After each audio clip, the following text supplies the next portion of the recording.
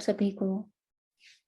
आज का अपना प्रैक्टिस सेशन स्टार्ट करने से पहले हम किस विषय पर चर्चा करने जा रहे हैं उसके बारे में थोड़ी जानकारी ले लेते हैं। आज मैं एक 13 साल के बच्चे का चार्ट लूंगी और उसके फैमिली बैकग्राउंड को समझते हुए, क्योंकि किसी की भी हम किसी को भी किसी भी विषय में अगर हम जानकारी दे रहे हैं तो हमें थोड़ा सा उसका फैमिली बैकग्राउंड के बारे में पता होना बहुत जरूरी है। इसी को ही हम देश काल और परिस्थिति बोलते हैं, क्योंकि वो किस लोकेलिटी में वो रहता है, किस फैमिली से वो बिलोंग करता है। क्या वो मिडिल क्लास फैमिली है, हाई सोसाइटी में रहता है, या गांव का रहने वाला छात्र है ना, या बहुत कहीं इंडिया के किस शहर में है या कहीं बाहर रहता है।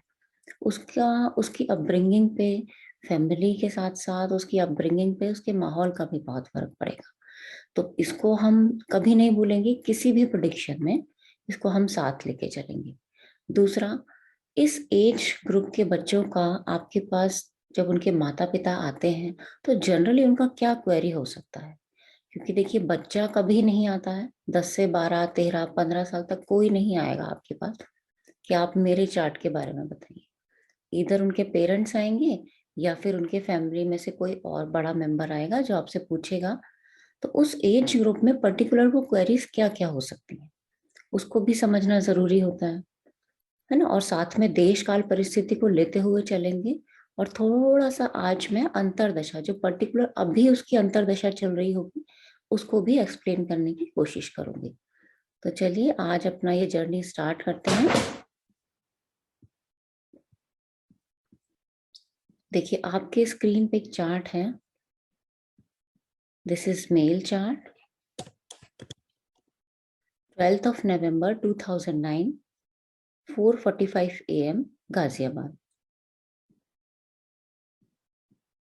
तुला लग्न का चार्ट है, यानी लग्न में तुला राशि है और चंद्रमा मेरा सिंह राशि एकादश भाव में स्थित है, यानी मेरा मून साइन हो गया लियो। अब एक राशि अगेन यहाँ पे, एक राशि मेरी फिक्स साइन है और दूसरी मेरा मूवेबल साइन है, यानी दोनों के गुण मेरे अंदर होने चाहिए। और विशेष प्रभाव मैंने हमेशा बोला है, जो ग्रह बैठे हैं जो देख रहे हैं उनका भी, जैसे इससे प्रीवियस चार्ट में हमने आपको समझाया था, उन सब का इफेक्ट मेरे बेसिक नेचर के ऊपर होगा। यहाँ बहुत ज्यादा बेसिक नेचर को अब मैं लेके नहीं चलूंगी, क्योंकि वो हम पहले कई चार्ट्स में भी डिस्कस कर चुके हैं। एक नजर में अगर हम चार्ट को देखें तो हमें चार्ट को देख के उसमें परेशानी नहीं लगती, क्योंकि छठे, आठवें और 12वें में अधिक ग्रहों का प्रभाव नहीं है और ना ही बहुत ज्यादा दृष्टि प्रभाव है। यानी मेरा छठा, आठवां, 12वां भाव बहुत कम एक्टिव, मुझे लगता है कि कम एक्टिव रहता होगा। पहली नजर में हमने ये समझा। उसके बाद मैं लगन लग्नेश कारक को देखना कभी नहीं भूलूंगी। लग्नेश को देखती हूँ तो लग्नेश लग्न में ही स्थित है, सूर्य के साथ स्थित है। सूर्य लग्न के कारक भी हैं और इस प्रेजेंट चार्ट में अगर मैं देखूं तो वो एकादश भाव के स्वामी है, यानी सूर्य की मूल त्रिकोण या सूर्य छठे, आठवें, 12वें का स्वामी भी नहीं है। और सूर्य को वैसे भी आठवें के स्वामी होने का दोष नहीं लगता है। ठीक है, तो सूर्य का लग्न में स्थित होना इज गुड। काल पुरुष के अकॉर्डिंग भी देखें तो 5th हाउस का लॉर्ड लग्न में है और लग्नेश के साथ, यानी यहाँ लग्नेश और कारक की युति, लग्नेश और कारक का जो कंजंक्शन है उसको हम अच्छा बोलेंगे। उसके साथ में बुध भी प्लेस्ड है। बुध मेरे चार्ट में भाग्य स्थान का स्वामी है। मूल त्रिकोण भले ही इसके 12th में हो, तो वैसे भी अगर हम देखें तो काल पुरुष के अकॉर्डिंग बुध कहीं भी प्लेस्ड हो, वो थोड़ी बहुत परेशानी अपनी दशाओं में देता ही देता है। इसको आगे बुध में का चैप्टर लेंगे तब समझेंगे। तो लग्न के ऊपर मंगल और केतु का प्रभाव है, यानी मेरे पूरे चार्ट में मैं देखूं तो लग्न के ऊपर 5 ग्रहों का इफेक्ट है। इट मीन्स कि मेरी जो लाइफ होगी वो मेरे इर्द गिर्द ही ज्यादा घूमेगी। बहुत ज्यादा इफेक्ट तो हमेशा मैं प्रभावित रहूंगा। हालांकि कोई भी भाव पर एक्टिव हो तो प्रभाव तो मुझे ही पड़ना है, लेकिन यहाँ मेन लग्नेश के ऊपर ही इफेक्ट है। तो यहाँ हम बोल सकते हैं कि हमेशा कुछ ना कुछ फिजिकल या मेंटल, कुछ ना कुछ हेल्थ इश्यूज भी मुझे हो सकते हैं, क्योंकि मेरा जो सूर्य है वो चार्ट में षटबल में वीक है। और अगर सूर्य वीक है, क्योंकि सूर्य ही हमें आरोग्यता देता है, अगर वो ही वीक हो गया तो इसका मतलब यहाँ आरोग्यता की कहीं ना कहीं कुछ कमी भी हो सकती है। नवांश में देखें तो सूर्य मेरा 8th हाउस में प्लेस्ड है। इतना मैंने देखा, एक आउटलुक लिया मैंने। चंद्रमा को अगर मैं देखूं, क्योंकि मेंटल हेल्थ के लिए और चंद्रमा की पत्रिका में स्थिति चंद्र लगन से अगर हम चार्ट देखें, उसके लिए भी देखना जरूरी है। चंद्रमा मेरा एकादश भाव में है, प्लेसमेंट बहुत अच्छी है, लेकिन ये पाप कर्तरी में है। यानी जितना मैं ऊंचा उड़ना चाहता हूँ लाइफ में, जितना मेरा मन बुलंद रहता है, तो वहां कहीं ना कहीं दो तरफ से अगर अशुभ ग्रह का प्रभाव आ गया तो मैंने एक दबाव महसूस किया। यानी आप समझिए कि आप बैठे हुए हैं और आपके दोनों साइड कोई दो अशुभ ग्रह या कोई अशुभ प्रभाव आ रहा है, तो आप पूरी तरह खुल के नहीं जी पाते हैं। कहीं ना कहीं उसमें कोई ना कोई कमी आपको नजर आती है। तो ये तो एक ओवरऑल चार्ट मैंने आपको बताया। आगे क्योंकि बच्चे का चार्ट है, तो इस एज में जनरली क्या क्या क्वेरीज आ सकती हैं। 2009 यानी 2009 बॉर्न है, तो 13 साल का बच्चा हो गया अभी तक, 2022 तक। तो 13 साल के बच्चे का जनरली मेरे पास एजुकेशन से रिलेटेड क्वेश्चन, सबसे पहला क्वेश्चन एजुकेशन, फिर आता है उसकी हेल्थ का, फिर आता है कि उसका आसपास के माहौल का या उसके फ्रेंड सर्कल का उसके ऊपर क्या इफेक्ट हो रहा है ना, या उसका बिहेवियर कुछ चेंजेस हो रहा है।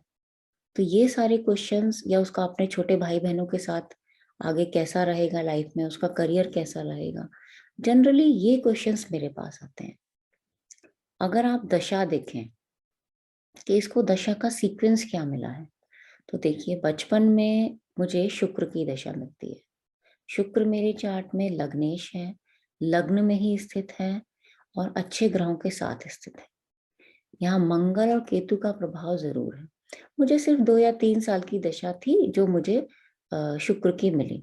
इट मीन्स कि वो तो मेरा बिल्कुल बचपन था, जब माता पिता की गोद में ही मेरा बचपन निकल गया। ठीक है ना। तो शुक्र की दशा, वो भी केंद्र में स्थित ग्रह था, तो बहुत ज्यादा अशुभ प्रभाव बच्चे को बचपन में रहा होगा ऐसा नहीं बोलेंगे। 8वें 12वें में होता तो ऐसा बोल सकते थे। शुक्र के बाद मुझे दशा मिलती है सूर्य की।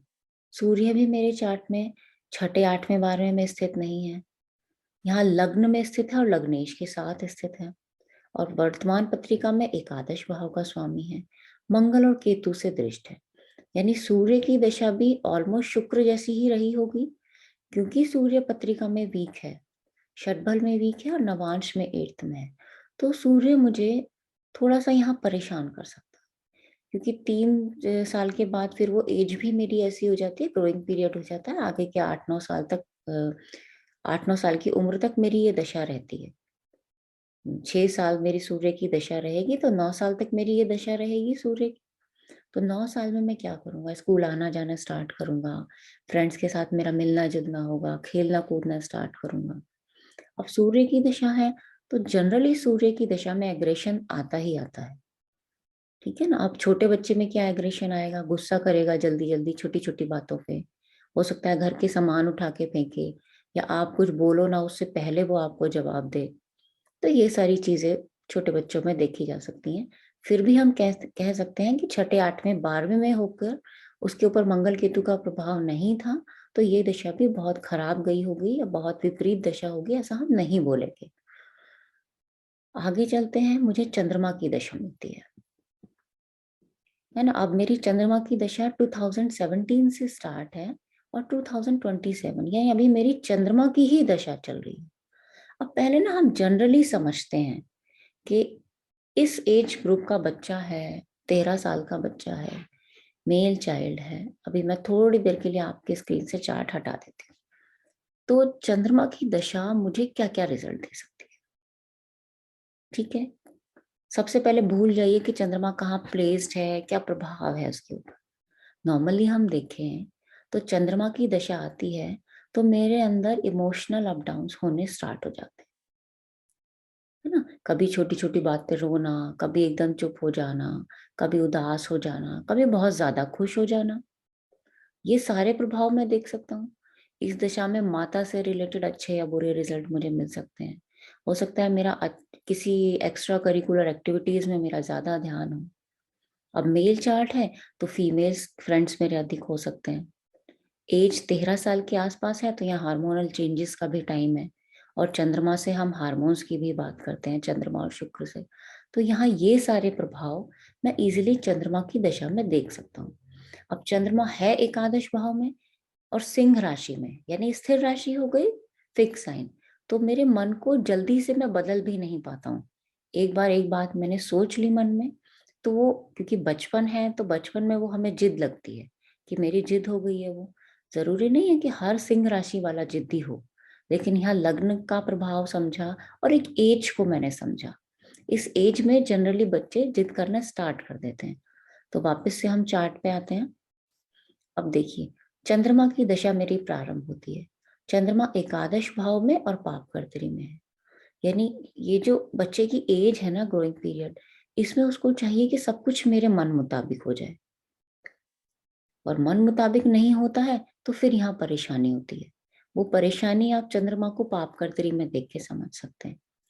बच्चा ओवर कॉन्फिडेंट भी है, क्योंकि एकादश भाव का स्वामी सूर्य लग्न में स्थित है, शुक्र के साथ लग्नेश लग्न में है। यानी कहीं ना कहीं मैं अपने आप को समझता हूँ कि मैं बहुत अपने आप में समर्थ हूँ, है ना, मेरे अंदर वो सारी क्वालिटीज हैं। उसके ऊपर मेरी चंद्रमा की दशा आ जाती है ऐसे टाइम पे जब मेरे पढ़ाई का टाइम है। तो यहाँ मेरा दोस्तों के साथ इन्वॉल्वमेंट हो सकता है, अच्छी बुरी आदतें इसी टाइम पे बनती हैं, है ना। तो अच्छी अच्छी आदतें बन रही हैं या बुरी आदतें बन रही हैं। लिक्विड का इंटेक भी मेरा बढ़ सकता है। अब वो लिक्विड कैसा हो सकता है? लिक्विड में पानी दूध की भी बात हो सकती है और लिकर की भी बात हो सकती है। ठीक है, तो ये सारी चीजें हमें लेके चलनी होगी। एक ही जवाब नहीं देंगे कि चंद्रमा आ गया तो मन हो गया और माता हो गया। यहाँ मन और माता से ऊपर भी ओवरऑल पर्सनैलिटी पर बहुत इफेक्ट होता है। अब क्योंकि आज हम थोड़ा दशाओं को भी समझेंगे, तो हम एजुकेशन की बात कर रहे हैं, तो क्योंकि मेन हम टॉपिक एजुकेशन लेके चल रहे हैं, वो भी एकेडमिक एजुकेशन। अब तो एकेडमिक एजुकेशन को मैं फोर्थ हाउस से देखती हूँ। फोर्थ हाउस का बल हमें सबसे पहले देख लेना जरूरी है। यहाँ बल को हम परसेंटेज से कभी नहीं समझ सकते। तो अपना अंदाजा आप लोग, इतना आपको चार्ट देखते देखते एक्सपीरियंस हो जाएगा कि मेरी एजुकेशन कैसी होनी चाहिए। फोर्थ हाउस की अगर मैं बात करूं, तो फोर्थ हाउस में गुरु प्लेस्ड है। गुरु यहाँ तीसरे और छठे का स्वामी है। ठीक है, गुरु पहले तो एक शुभ ग्रह हुआ। काल पुरुष में नाइन्थ हाउस में उसकी मूल त्रिकोण होती है, और इस चार्ट में थर्ड हाउस में मूल त्रिकोण है। यानी कि छठे आठवें बारहवें में मेरी मूल त्रिकोण नहीं है। ये एक मेरे लिए प्लस पॉइंट हुआ। मेरी पढ़ाई में मेरी मेहनत ज्यादा लग सकती है, क्योंकि तीसरे घर की जो मूल त्रिकोण राशि का गुरु है वो मेरे फोर्थ हाउस में स्थित है ना। एक मंगल का प्रभाव है, शनि अपने आप ट्वेल्थ हाउस में चला गया है, और कारक चंद्रमा मेरा एकादश भाव में पापकर्त्री में है। यानी मुझे थोड़ा सा मेहनत की ज्यादा जरूरत पड़ेगी। इंटेलिजेंट में हूँ, क्योंकि मेरे पत्रिका में बुध की प्लेसमेंट अच्छी है, सूर्य की प्लेसमेंट अच्छी है, लग्नेश की प्लेसमेंट अच्छी है। दो पाप ग्रहों का प्रभाव जरूरी है, मतलब जरूर है, मंगल और केतु का प्रभाव। तो इन सब बातों को समझते हुए मैं कह सकती हूँ कि यहाँ इस टाइम, इस चंद्रमा की दशा में माता पिता को इसकी स्टडीज पे थोड़ा ज्यादा ध्यान देना होगा, कि यहाँ लापरवाही ना बढ़ जाए मेरी, है ना, मेरा इन्वॉल्वमेंट कहीं दूसरी जगह ना चला जाए। अब इसी को दशा के माध्यम से कैसे समझ? अभी मैं देखूं तो मेरी चंद्रमा में शनि की दशा चल रही है। आप ये देखिए, ये जो चंद्रमा शनि के आगे जो ये डेट्स लिखी हुई हैं, ये उसका स्टार्टिंग पीरियड है। यानी यहाँ से मेरी ये दशा स्टार्ट होती है, और 2023 मई तक मेरी ये चंद्रमा में शनि की दशा रहेगी। कभी भी आप दशा देखें तो उससे एक दशा पहला जरूर देखिए, क्योंकि पास्ट में क्या हो चुका है उसका मेरे प्रेजेंट पे जरूर इफेक्ट होगा। तो उससे पहले, यानी मई 2020 की अगर मैं दशा देखूं, तो वो चंद्रमा में गुरु की दशा थी। अब देखिए चार्ट में, महादशानाथ चंद्रमा, अंतरदशानाथ गुरु, ये 6-8 का एक्सिस था। मेन रिजल्ट कौन देगा? अंतरदशानाथ गुरु। यानी यहाँ आपको लगता है कि 6-8 की दशा है, तो कुछ ना कुछ सुख में कमी, क्योंकि फोर्थ हाउस में अंतरदशा नाथ बैठा हुआ है, तो फोर्थ हाउस का रिजल्ट में थोड़ी कमी होनी चाहिए। तो सबसे पहले सुख की बात होती है, तो सुख में कमी। अब इस एज में बच्चे के सुख में कमी के लिए हम क्या क्या चीजें देख सकते हैं? या तो भाई उसका पढ़ाई में मन ना लगा हो, क्योंकि चंद्रमा है तो इमोशनल अप डाउन तो उसके जारी हैं। तो हो सकता है कि मेरा पढ़ाई में मन ना लग रहा हो, घर के माहौल से मैं परेशान हो रहा हूँ, माता पिता बर्डन ज्यादा देते हो मेरे ऊपर कि तुमको पढ़ना है और उसका मन ना करता हो पढ़ने के लिए, या मुझे कोई हेल्थ इश्यू भी हो सकता है, क्योंकि षडाष्टक की दशा थी और गुरु ने मेरा छठा और 12वां, सॉरी 8वां और 12वां दोनों भाव को एक्टिव किया हुआ था। तो यहाँ कुछ ना कुछ चोट चपेट दुर्घटना हेल्थ इश्यू, इसकी बात भी हम बोल सकते हैं। उसके बाद अगर हम 2020 को समझें, क्योंकि मैंने पहले ही बोला है देश काल परिस्थिति को आपको जरूर समझना है, वो हमारा कोविड का टाइम था 2020 वाला। तो वहां तो सब बच्चे, सब स्कूल्स बंद थे, सब लोग घर में ही थे, है ना। वो स्टार्टिंग पीरियड था तो वो लोगों को निकालना भी मुश्किल हो रहा था, उसके बाद सब हैबिचुअल हो गए थे उसके। ऑनलाइन टीचिंग जब स्टार्ट हो गई थी, ये पीरियड बच्चों के लिए बहुत, एक छोटे बच्चों के लिए खासकर, क्योंकि उन्हें बाहर जाके खेलने की भी आदत होती है, फ्रेंड से मिलने जुलने की भी आदत होती है। अब जरूरी नहीं है कि हर घर में मोबाइल फोन सब बच्चों को देते हो, सब माता पिता की कंडीशंस भी अलग होती हैं, घर का माहौल भी अलग होता है। तो यहाँ ये सब चीज को भी हम साथ में लेके चलेंगे। तो इससे मुझे पता चलता है कि चंद्रमा में गुरु की दशा नॉट गुड, बहुत अच्छी नहीं गई होगी। उसके बाद मुझे चंद्रमा में शनि की दशा मिलती है, चंद्रमा और चंद्रमा में शनि की दशा। अब शनि को देखें तो प्लेसमेंट तो उसकी भी अच्छी नहीं है 12th हाउस में, और वो 4th हाउस का लॉर्ड भी है ना। अब 12th में प्लेस्ड है तो वो सेकेंड, सिक्स और नाइन्थ को एक्टिव करेगा, और जो उसके अपने जो कारकत्व है उसका रिजल्ट तो वो देगा ही देगा। नवांश में देखें तो शनि मेरा 6th हाउस में है, यानी कि 12th और 6th दो प्लेसमेंट मुझे शनि की मिली। तो ये दशा भी अगर मैं बोलूं कि स्टडी के लिए अगर मैं देखूं तो बहुत ज्यादा अच्छी दशा नहीं होगी। बच्चे की फूड हैबिट्स भी चेंज हुई होंगी, उसके बोलने का तरीका भी चेंज हुआ होगा, क्योंकि शनि का वाणी स्थान पर प्रभाव है। तो पहले की जो दशा की जो फ्रस्ट्रेशन था ना, चंद्रमा गुरु वाला, हो सकता है वो अब निकल रहा हो, ये फ्रस्ट्रेशन मेरे अंदर से, क्योंकि वो वाणी के अकॉर्ड माध्यम से सबसे पहले कोई भी अपना फ्रस्ट्रेशन निकालने की कोशिश करेगा, है ना। वो चिड़चिड़ापन भी मेरे अंदर आ सकता है, आलस भी मुझे शनि की दशाओं में आ सकता है, बहुत ज्यादा नेगेटिविटी हो सकती है, मुझे, मैं बीमार हो सकता हूँ, क्योंकि 12वां छठा मेरा लगातार में एक्टिव है। तो ये सारा प्रभाव मैंने चंद्रमा शनि से समझा। यानी अगर अभी मैं बोलूं कि प्रेजेंट टाइम में एजुकेशन की क्या पोजीशन होगी, तो हम बोल सकते हैं कि यहाँ भी थोड़ी ज्यादा मेहनत की जरूरत होगी, क्योंकि शनि है, स्वाभाविक रूप से वो मेहनत कराता है। अब वो बच्चा है जिस एज का है, क्या वो मेहनत करना चाहता है, क्या उसका मन है कि मैं इतना पढ़ाई करूं। तो जनरली इस एज में, और ये जो दशा चल रही है चंद्रमा की, बच्चे का बहुत ज्यादा मन नहीं है कि मैं एक जगह बैठ के अपना एक डिसिप्लिन फॉलो करके मैं पढ़ाई करूं, क्योंकि ओवर कॉन्फिडेंस में भी कहीं ना कहीं मैं रह जाता हूँ कि हाँ मुझे सब आता है और मैं कर लूंगा। तो ये बिहेवियर भी कई बार बहुत ज्यादा परेशानियों का कारण बनता है। ये मेरी चंद्रमा की पूरी दशाओं में मेरी एकेडमिक एजुकेशन समाप्त हो जाएगी। तो हम बोल सकते हैं कि एकेडमिक एजुकेशन का रिजल्ट मेरे लिए अप टू द मार्क नहीं होगा, उससे थोड़ा मेरा बिलो एवरेज हम नहीं बोलेंगे, यहाँ अबव एवरेज हम रिजल्ट बोलेंगे।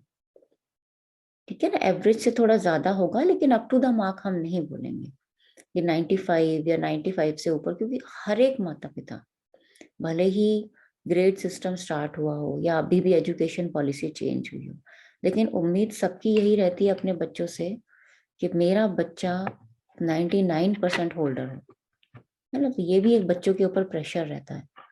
तो इस चार्ट को देखने के बाद मैं बोल सकती हूँ कि इंटेलिजेंट है नो डाउट, लेकिन उसको दशा का ऐसा प्रभाव रहा कि वो अपने मन के अकॉर्डिंग ही चलना चाहेगा, यहाँ लापरवाही बढ़ सकती है, इसकी वजह से रिजल्ट मेरे थोड़े कम रह सकते हैं। दूसरा, चंद्रमा बुध की दशा में 7th हाउस एक्टिव होगा, केतु को अगर हम छोड़ दें तो चंद्रमा शुक्र और सूर्य दोनों में मेरा 7th हाउस एक्टिव होगा। यानी पढ़ाई के टाइम पे अगर ज्यादा मेरा 5th और 7th एक्टिव है, तो 5th कहीं ना कहीं बुद्धि विवेक की बात करता है, वो हम वहां स्थित ग्रहों से समझ सकते हैं कि जातक का विवेक किस तरीके का होगा। इसको जब हम आगे 5th हाउस में जाएंगे ना, तब समझेंगे। फ्रेंड सर्कल की बात करें तो फ्रेंड सर्कल हम जनरली ग्रहों से नॉर्मली समझते ही हैं कि शुक्र की दशा है तो फ्रेंड सर्कल में इन्वॉल्वमेंट हो सकता है, चंद्रमा है, ये दोनों फीमेल फ्रेंड को इंडिकेट करते हैं। 3rd हाउस मेरा एक्टिव है, तो क्या मेरे ऐसे छोटे भाई बहन के साथ मेरा मिलना जुलना ज्यादा हो, या ऐसे जो दोस्त हो मेरे जिनके साथ मैं खेलता कूदता हूँ, है ना, या कोई एक्टिविटीज हो, तो थर्ड हाउस अगर एक्टिव है तो इट्स गुड। इस लर्निंग टाइम पे थर्ड हाउस का एक्टिव होना गुड, फिफ्थ हाउस का एक्टिव होना भी ऑलमोस्ट गुड बोलेंगे, क्योंकि वहां से भी हम प्रेम संबंधों की बात कर सकते हैं। लेकिन वो बच्चे टू बच्चे पे भी डिपेंड करता है ना, कि वो उसको किस तरीके से हैंडल करता है। या फिफ्थ हाउस पे बहुत अशुभ प्रभाव है तो हम कह सकते हैं कि यहाँ आज किसी फ्रेंड के साथ रहोगे, कल किसी दूसरे के साथ रहोगे और उसकी वजह से तुम्हारी स्टडी डिस्टर्ब होगी। अब अगर सेवंथ एक्टिव है तो या तो मैं बहुत ज्यादा यात्रा करूं, या मेरी डेली एक्टिविटीज पे कोई ना कोई शुभ या अशुभ प्रभाव हो। और सेवंथ एक्टिव होने में जनरली देखा गया है विवाह की बात यहाँ से होती है। तो 13-14 साल में, 15 साल में तो कोई विवाह की बात होगी नहीं। तो यहाँ अगेन, क्या मेरा फ्रेंड्स में एक्टिव है, फ्रेंड्स के साथ इन्वॉल्वमेंट ज्यादा है। और इंडिया में वो कल्चर है नहीं अभी बहुत ज्यादा, जितना मुझे आइडिया है। बाहर हम देखते हैं कि लिविंग वाला कल्चर भी है, और वहाँ छोटी एज से ही सब फॉलो कर लेते हैं, रिलेशंस में जाना, लिविंग रहना। तो सेवंथ हाउस एक्टिव होने से कई बार ये चीजें भी देखी गई हैं। तो पढ़ाई के टाइम पे कौन कौन से हाउसेज एक्टिव होते हैं, किस भाव पे ज्यादा प्रभाव है, ये भी चार्ट को देख के पहले हम लोगों को समझ लेना चाहिए। तो हम यहाँ कह सकते हैं कि एकेडमिक एजुकेशन में थोड़ी माता पिता को ज्यादा मेहनत की जरूरत होगी। बच्चा इंटेलिजेंट है, थोड़ा ओवर कॉन्फिडेंट रहता है, और अपने ही मन के अकॉर्डिंग चलना चाहता है, छोटी छोटी बातों पे मन परेशान होता है। इसलिए यहाँ पेरेंट्स को ज्यादा ध्यान देने की जरूरत है। तो ये पूरा चार्ट का हमने एकेडमिक एजुकेशन को कैसे समझा। अब जहाँ तक देश काल परिस्थिति मैंने आपको बताया, माता पिता के अकॉर्डिंग भी देखें तो फादर मेरे गवर्नमेंट टीचर हैं और मदर मेरी हाउस वाइफ है। तो जो गवर्नमेंट टीचर हैं तो उनका तो लाइफ में बड़ा डिसिप्लिन, क्योंकि गवर्नमेंट सेक्टर में जो है तो अपना टाइम से जॉब पे जाना, टाइम से वापस आना, है ना। और सूर्य लग्न में है, इट मीन्स कि मेरे माता पिता का प्रभाव मेरे ऊपर ज्यादा होना चाहिए, है ना। अब ऐसे पिताजी हैं मेरे इस सेक्टर में तो वो भी चाहेंगे कि बच्चा भी कहीं ना कहीं सरकारी नौकरी में रहे, ताकि इसका एक फ्यूचर सिक्योर हो जाए। तो ये घर के माहौल का प्रभाव है, ये मेरे माता पिता का, मेरे आसपास के मित्रों का, जिस जगह में रहता हूँ, कैसे स्कूल में मैं पढ़ता हूँ, कितना पैसा मेरे ऊपर मेरे माता पिता खर्च करते हैं, कितना ध्यान देते हैं, है ना। उस सब का भी मेरी अपब्रिंगिंग पे, मेरी दशाओं पे, इन सब पे कोई ना कोई प्रभाव होता है। आगे हम फिर से नेक्स्ट बारी जब आएंगे तो फिर से हम यही एकेडमिक एजुकेशन वाला ये चैप्टर अपना रेगुलर रखेंगे, क्योंकि अभी इसको समझने में काफी और चीजें मुझे इसमें ऐड करने के लिए अभी रहती हैं। ठीक है ना, इतना लेंदी चैप्टर है, क्या सब्जेक्ट्स हम चूज करें, क्योंकि अब तो बहुत ज्यादा लीनियंट हो गया है एजुकेशन सिस्टम। आगे वाले बच्चों के लिए सब्जेक्ट चूज करना में बहुत अधिक प्रॉब्लम नहीं होगी, है ना। तो बच्चे के लिए क्या क्या हम सब्जेक्ट उसको बोल सकते हैं एडवाइस, या जनरली साइकोलॉजिकली और एस्ट्रोलॉजिकली क्या क्या उसको एडवाइस हम दे सकते हैं, उसके पेरेंट्स को आगे की दशा देख के क्या क्या सजेशन हम दे सकते हैं, ये सारा हम नेक्स्ट चार्ट में समझेंगे। और आज का सेशन आपको अच्छा लगा हो तो आप लाइक, शेयर और सब्सक्राइब जरूर कीजिएगा। एडवांस कोर्स हमारा जनवरी 2023 में स्टार्ट होने जा रहा है। अगर आप में से कोई भी इंटरेस्टेड हो तो आप प्लीज ज्वाइन कर सकते हैं। आज के लिए इतना ही रखते हैं। बहुत बहुत धन्यवाद।